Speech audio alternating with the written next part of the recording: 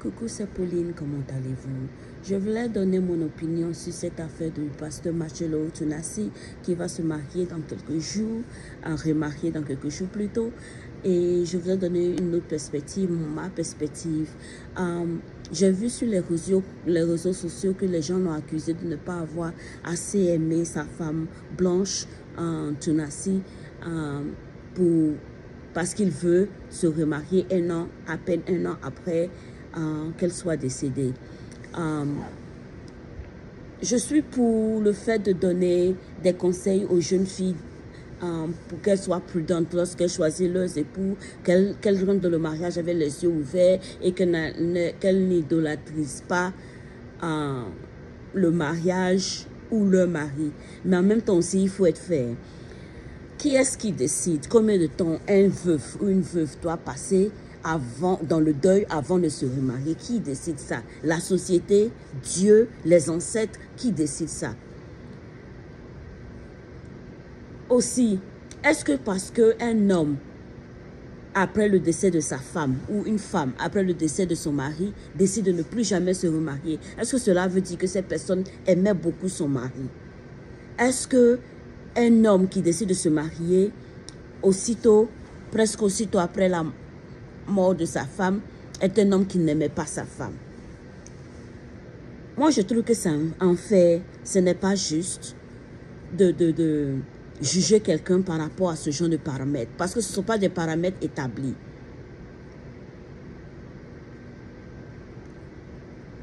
Moi, je pense que, en tant que chrétienne, que c'est une bonne chose qu'ils se remarient.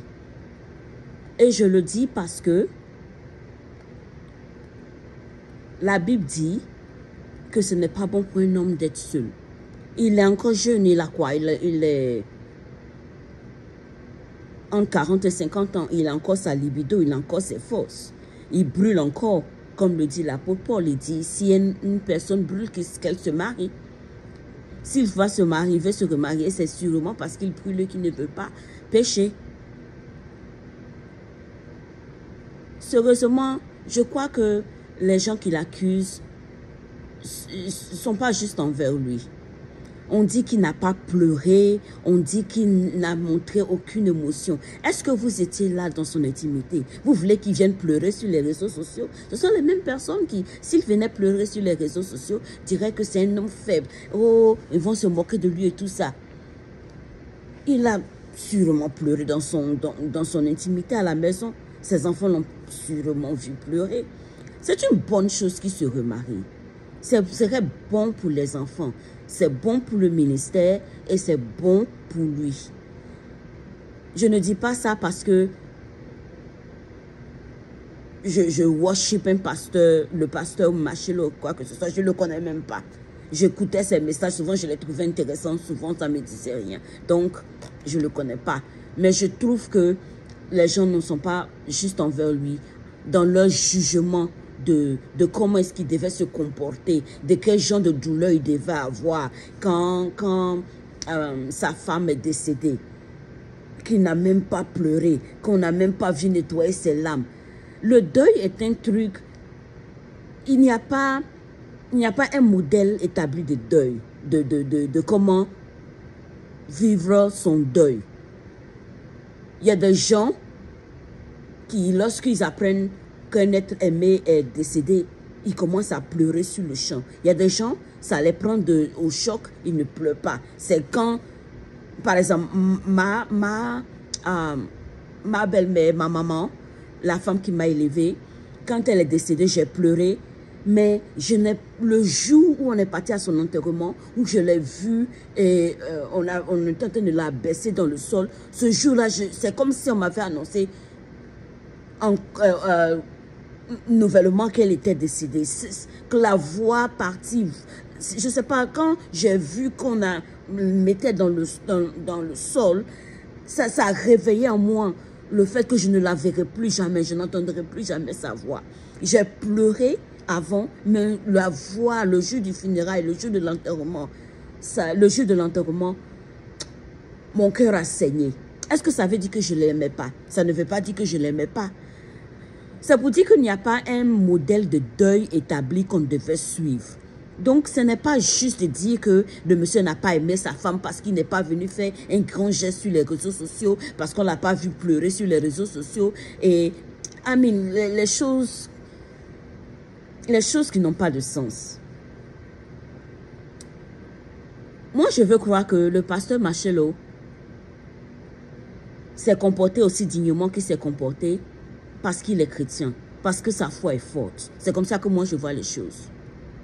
Again, ce n'est pas un pasteur worship, je ne le connais pas. Je voyais ses messages une fois en passant. Souvent, c'était intéressant, souvent, c'était pas intéressant.